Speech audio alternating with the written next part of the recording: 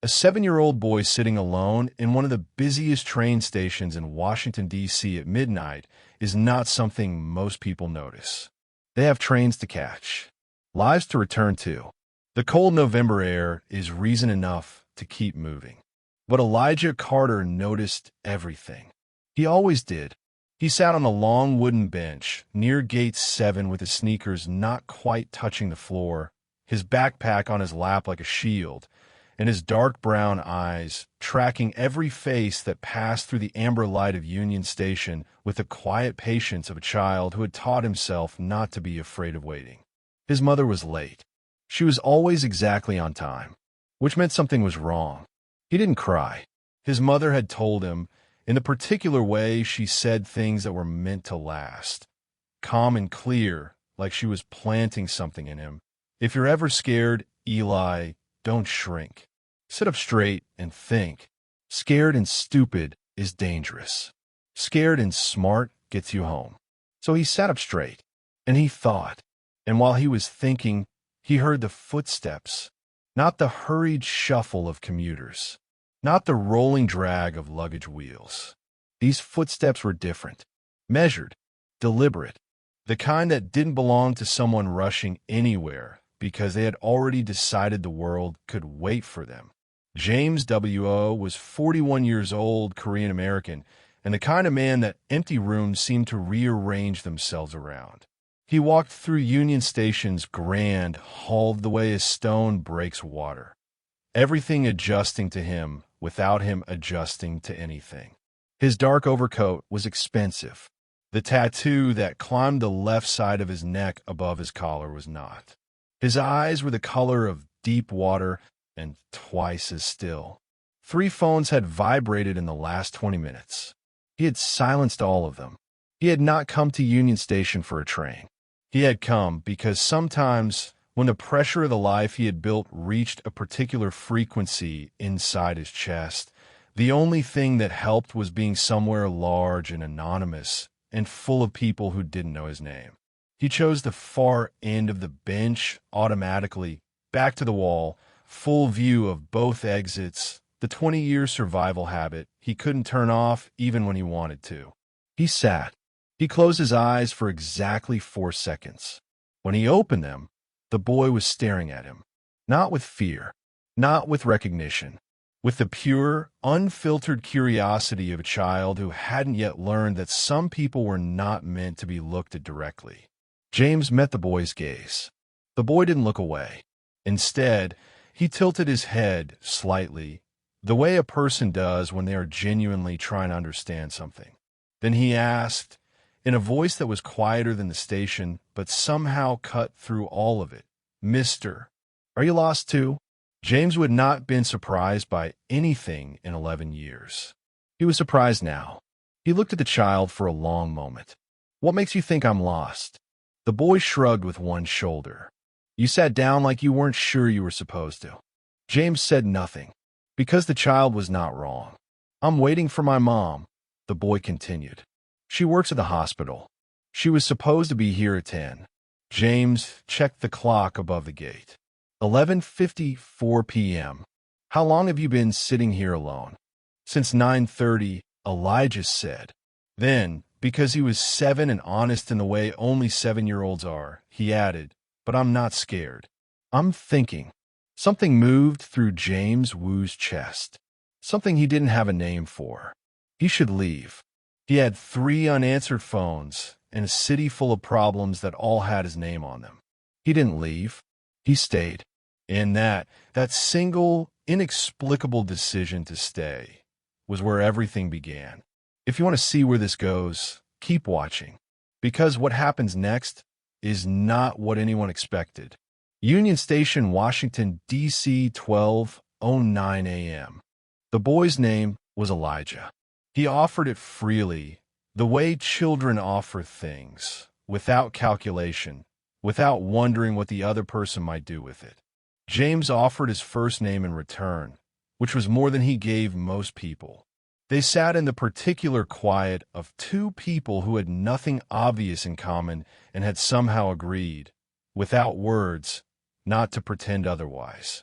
Elijah asked questions the way he seemed to do everything, directly, without apology, in the calm voice of someone who expected honest answers. Do you work at night? Yes. Is it dangerous? A pause. Sometimes. The boy nodded like this was reasonable. My mom works nights too. She says the hospital is full of people trying to hold things together. James looked at him. She sounds smart. She's the smartest person I know, Elijah said. Then, with the particular certainty of a child quoting something important, she says most people aren't bad. They're just carrying things that got too heavy. James was quiet for a long moment. The station moved around them, indifferent and vast. She sounded like someone worth waiting for, he said finally. Elijah looked up at him with those steady dark eyes. She is. James reached into his coat pocket. A habit. Check the threat. Check the perimeter.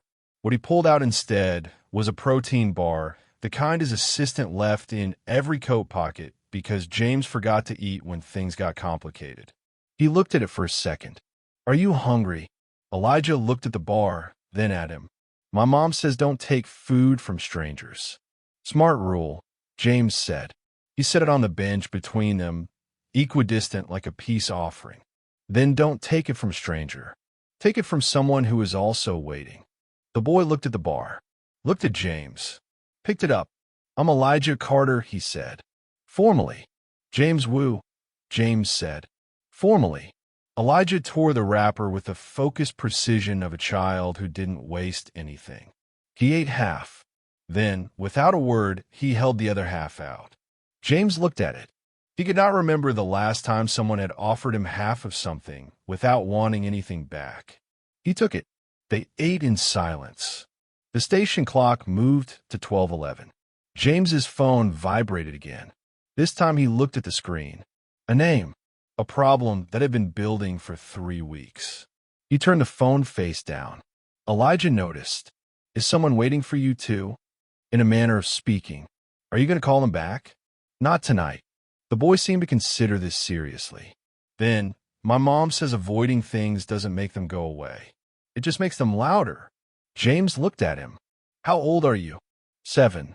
You talk like you're 40. Elijah smiled for the first time. It changed his whole face. Open, warm, sudden, like a lamp being switched on in a dark room. James Wu, who had not smiled naturally in longer than he could accurately remember, felt the corner of his own mouth move. Then footsteps, not the measured kind. Fast, urgent, the specific rhythm of someone who had been running and was trying not to show it. Both of them turned at the same moment. She came through the main entrance like weather, breathless, beautiful, her dark brown skin catching the station's amber light as her eyes swept the hall with the focused desperation of a woman who had been holding herself together by a thread. Delilah Carter was 32 years old. Her hospital badge was still clipped to her coat. Her hair had come loose from whatever it had been pinned in. She was the kind of woman who would be beautiful anywhere, but was most beautiful right now, in this moment, because everything she felt was written completely and without armor on her face. And what was written, there was love. Fierce, terrified, flooding love for the small boy on the bench. Eli, the boy was off the bench before she finished the word. She caught him, both arms, face buried in his hair, and for a moment the entire station ceased to exist. James stood slowly. He should go. She had found her. So, his reason for staying was gone. But Delilah looked up over Elijah's shoulder, and her eyes found him, and she stopped. She looked at the man standing beside the bench where her son had been sitting. The expensive coat, the neck tattoo, the stillness, the protein bar wrapper on the bench between them. Her eyes moved back to Elijah. Baby, who is this? Elijah turned, still in her arms, and looked at James with complete confidence. That's James. He was lost too, so we waited together. Union Station / Georgetown, Washington, D.C., 12:31 a.m. Delilah's fear lasted exactly 11 seconds. James counted. Not because he was calculating, but because he noticed everything, and her face was something he could not stop noticing. The fear came first, quick, instinctive, the reasonable response of a woman looking at a man like him in a place like this at this hour. Then Elijah said, in the matter-of-fact tone he used for fact he considered settled, "He kept me company, Mom. He's not bad. His eyes are tired, not mean." And the fear began, slowly, to complicate itself into something else. She straightened. One hand kept Elijah close.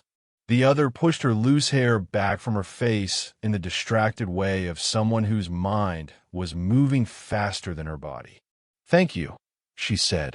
Her voice was lower than he expected. "Steady. For staying with him." "He stayed with me," James said. It was the most honest thing he had said to anyone in months. She looked at him for a moment, really looked the way people rarely did, not at his reputation or his coat or the tattoo at his collar, but at his actual face. Then she looked down at Elijah. "Can you say a proper thank you?" Elijah turned and extended his hand with the grave formality of a small person who had been taught that some moments required ceremony. "Thank you, James Will." Formally. James shook it. "You're welcome, Elijah Carter." Formally. When he looked up, Delilah was watching them. Her expression was unreadable and yet somehow completely transparent. The face of a woman trying to organize something that wasn't organizing neatly. She should have left then. She had her son. It was nearly midnight. She had a 12-hour shift starting in 8 hours. She had 17 reasons to walk out the east entrance and not look back. "We're going to get a car," she said instead, to no one in particular. Then, "The app is being difficult." James looked at her phone. She was holding it at the angle people hold phones when they're trying not to admit they need help. "I can call a car," he said. She looked at him. "I don't need." "It's midnight," he said. "You've been running." She opened her mouth, closed it. Something in his voice wasn't an offer. It was a quiet, careful concern, the kind that didn't demand anything. She wasn't used to that. She nodded once. The car arrived in 4 minutes. A black SUV, not the kind of car a person called through an app. Delilah registered this. She said nothing. Elijah climbed in first, immediately pressing his nose to the window. James held the door. Their hands were 6 inches apart on the frame. She looked up at him from the step. This close, she could see what her son had seen, the tiredness behind his eyes. Not the tiredness of a long day. The other kind, the kind that had been there a long time. "Why were you really at the station tonight?" she asked. Quietly. No judgment. Just the question. He looked at her. No one asked him questions like that. Direct, simple, genuinely wanting the answer. "The same reason anyone goes somewhere loud when they need to think," he said. "It's easier to be alone in a crowd." She held his gaze for 1 second longer than was strictly necessary. Then she got in the car. He closed the door. The car pulled away. James stood on the sidewalk outside Union Station in the cold Washington night and watched the taillights disappear. He stood there longer than he should have. His phone vibrated. He didn't look at it. He was thinking about a woman who looked at him like a person, who had a son that shared half a protein bar with a stranger, who asked quiet questions and waited for real answers. He had not wanted to know someone's name in 11 years.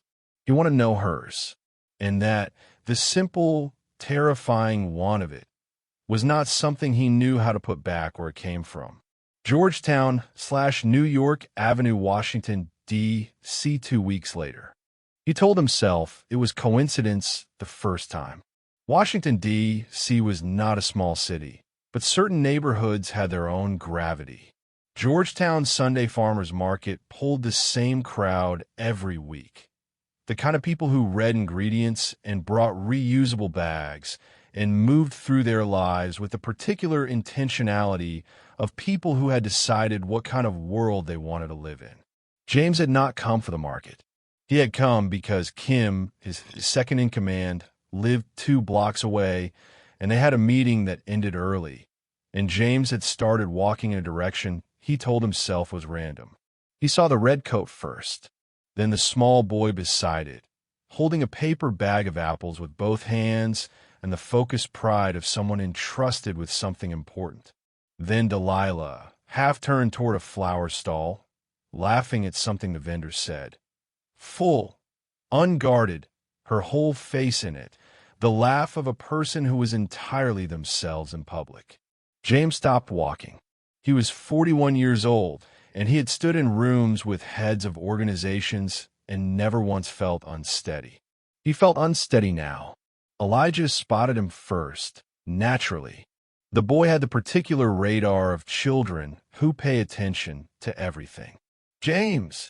The name came out like they were old friends. Like 11 days hadn't passed. Like this wasn't the most unexpected thing that could have happened on a Sunday morning. Delilah turned. Her expression moved through several things very quickly. Surprise, a flash of something she immediately organized, and then a careful, warm neutrality that James recognized as a person being deliberately measured. This is not something I planned, he said, before she could say anything, because she was the kind of person who deserved honesty before she decided what to do with it. She looked at him for a moment. I know, she said. Your face shows everything you think it doesn't. Elijah had already planted himself beside James, apple bag still in hand, tilting his face up. Do you like apples? I don't eat enough of them, James said. We have extra, Elijah announced, producing one from the bag with the decisive generosity of someone who had already decided this was happening. Eli, Delilah started.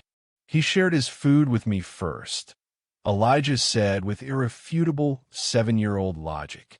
It's only fair. James took the apple. He looked at Delilah over her son's head. She was trying not to smile and losing. Would you like to walk with us? She asked. She said it lightly, but her hands had stilled on the strap of her bag, and her eyes were waiting for his answer with something that was not quite as casual as her voice. Yes, James said. Simple. True. No performance around it. They walked. Elijah moved between them, narrating the market with the running commentary of a child who found everything interesting and assumed you would too. Delilah listened to her son and occasionally glanced sideways at James, and James watched the way she was with Elijah, the small touches, the patient attention, the way she laughed at his observations like they were genuinely funny, which they were. He watched her be loved by her son and love him back without performing it, and something in his chest, something that had been sealed for a very long time, developed the hairline fracture of a thing beginning to open. He talks about you, Delilah said quietly, while Elijah was occupied interrogating a pretzel vendor about the pretzel-making process. James looked at her. He talks about the night at the station. He says she paused, chose words carefully. He says you didn't try to be anything. You just were. James was quiet for a moment. He's an extraordinary kid. I know, she said. Not with pride exactly. With something quieter. Gratitude. Maybe for the fact of him. They stopped at the edge of the market where the path curved toward the river. Elijah ran ahead to look at the water, safe distance, in full view. They stood side by side in the winter morning light, close enough that the cold air made them both want to lean in, and neither of them did. Can I ask you something? She said. Yes. What do you actually do, James? Her voice was measured. She wasn't naive. He had seen her register the car, the coat, the way people at the market had looked twice at him and looked away. She was asking because she wanted to hear it from him, not because she already knew. He looked at the river. I run an organization, he said, that operates in ways that aren't always legal. No softening, no corporate language. She deserved the real sentence. She was quiet. Elijah's voice floated back to them from the riverbank. Something about ducks. Are you dangerous? She asked. He looked at her. To the people I choose to be dangerous to. And to people you don't choose? He held her gaze. I have never once chosen someone who didn't deserve it. She looked at him for a long time. He let her look. He didn't dress it up or defend it. He just stood there and let her see him, all of it clearly in the cold morning light. "I'm not saying yes to anything," she said finally. "I know. I have a son. I know. He already likes you, which means I have to be careful. I know that most of all," James said quietly. She looked at the river, then at him. Then she called Elijah back from the riverbank, and the three of them walked back through the market, and she bought him coffee from a stand without asking how he took it. And it was exactly how he took it, and neither of them mentioned that. Georgetown/Capitol Hill, Washington, D.C. 6 weeks later. It happened in small accumulations, the way the most important things always do. A text that started as practical. James arranging a safer car service for Delilah's late hospital shifts after 2 incidents near her route that he learned about from sources she didn't know he had. A reply that was 3 words. You didn't have to. His answer, no. A silence that somehow wasn't a silence. Then Elijah's birthday. The boy mentioned it once in passing on a Sunday walk. The way children mention things they've decided not to ask for. And 3 days later a package arrived at Delilah's apartment on Capitol Hill. Inside, a first edition illustrated collection of short stories, every single one about detectives. No card. Elijah called the number James had given him for emergencies, which Elijah had interpreted broadly. "You sent the books. Happy birthday, Elijah Carter." "James." "Yes. My mom keeps picking them up and putting them down like she can't decide what to think about you." A pause. "Does she know you're calling me right now?" "She's in the shower. But I think she want to tell you what I just told you herself. She just hasn't gotten there yet." James sat in his office on the 14th floor of a building in Georgetown that legally belonged to 3 different shell companies. "You're 7, he said. "I know," Elijah said cheerfully. "It's a lot of responsibility." James was quiet for a moment. "Elijah." "Yeah. Thank you." The boy hung up. James sat in the dark of his office for a long time after that. He was not a man who did things without understanding why. He could not explain to himself, in any language he trusted, why he had memorized Delilah's hospital schedule, or why he had rerouted 2 of his men to cover her route without telling her, or why the 45 minutes on Sunday mornings when they walked with Elijah at the farmer's market had become the only part of his week that felt like something he had actually chosen. He had been in this life since he was 19. He had made choices that closed doors most people didn't even know existed. He had looked at the cost of those choices a long time ago, taken full inventory, and agreed to pay it. The cost included this. The cost included not having something like Sunday mornings. He had agreed to that. He pulled out his phone. Typed, "Can I take you both to dinner?" Deleted it. Typed, "I'd like to see you." Deleted that too. Typed, "Sunday." Sent it before he could think more. The 3 dots appeared almost immediately. Then Sunday. 1 word. He looked at it for a full minute. Then he put his phone away and did not look at it again for the rest of the night, which was the first time in 11 years that he had done that. Sunday was the waterfront in Georgetown. Elijah declared the location after what he described as extensive research, which meant he had asked his teacher about restaurants near the river. They sat at an outside table despite the cold because Elijah wanted to watch the boats, and James ordered the outdoor heaters positioned around them without making a production. And Delilah noticed and said nothing and pulled her coat tighter and thanked the warmth without attributing it. They ate. Elijah talked, and in the spaces between Elijah's narration, Delilah and James talked, really talked, the way 2 people talk when they've stopped performing for each other. She told him about nursing school, about the first night she spent alone in a city where she knew no one, about the particular loneliness of being competent before you were comfortable, about Elijah's father who had been good and then gone in the specific way that isn't anyone's villain and isn't anyone's hero and is just life choosing a direction. He listened. He did not offer solutions or pivot to himself. He just listened fully, the way people rarely did, present in every second of it. And she felt it. She felt it the way you feel sunlight after a long winter, not dramatic, not sudden, but real and warm in yours. She told him something she hadn't told anyone. The night Eli was waiting at the station, I had a patient lose their fight that evening. Someone young. Someone whose family had been holding on for weeks. She looked at her water glass. I held it together through the whole shift. Then I got to my car, and I couldn't drive for 20 minutes. And by the time I got myself together, I was 2 hours late, and my son was alone, and she stopped. James reached across the table. His hand, the tattooed one, the scarred one, the one that had done things she was choosing not to ask about, covered hers. Not a grip, just a presence. She looked at it, then at him. "You're not what I expected," she said. "What did you expect?" "Less," she said simply. Elijah had fallen asleep against James's arm somewhere between dessert and the walk back to the car. Boneless, completely trusting, the way children sleep when they have decided somewhere is safe. James carried him to the car without waking him. He moved like he had carried sleeping children before, which he hadn't, which made it more remarkable. He settled Elijah in the back seat, stood up, turned. Delilah was right there.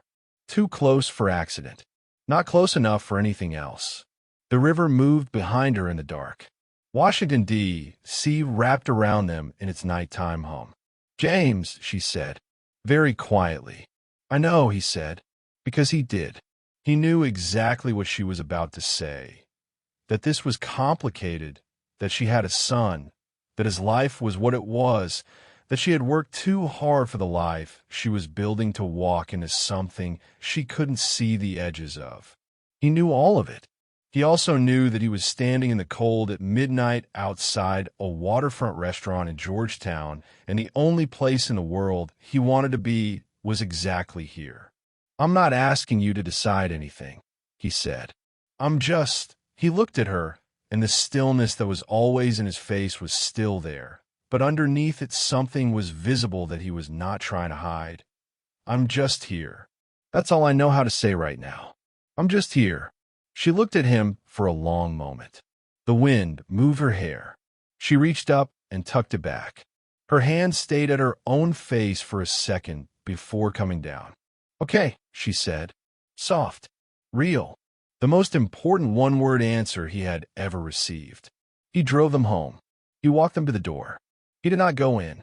He stood on the sidewalk until the light in the apartment came on. Elijah's room first, then the kitchen, and then he walked back to his car and sat in it for a long time.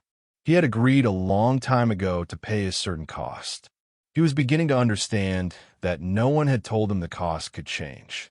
Washington, D.C., 3 months later. The problem arrived the way problems always arrived in James Wu's life. Not loudly, not suddenly, but with the particular cold certainty of something that had been moving toward him for a long time. Victor Choi was 53 years old and had been the silent partner in James's organization since its beginning. He had been patient, systematic, and had waited 20 years to call on the debt that James had spent 20 years pretending didn't exist. He called it in on a Tuesday. The message was simple. Leave. Leave D.C.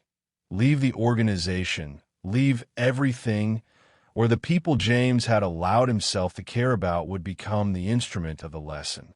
James had read the message in his car outside Elijah's school, where he had been waiting to drive the boy to his Saturday chess tournament because Delilah had a double shift and James had offered, and Elijah had said yes before Delilah could think of a reason to say no.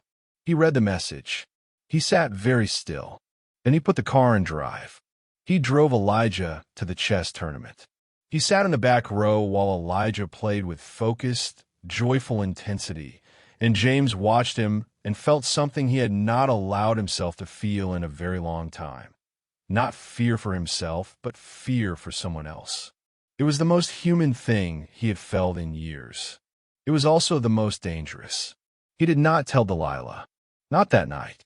He routed 2 additional men to her hospital route. He had Victor's organization mapped in 72 hours.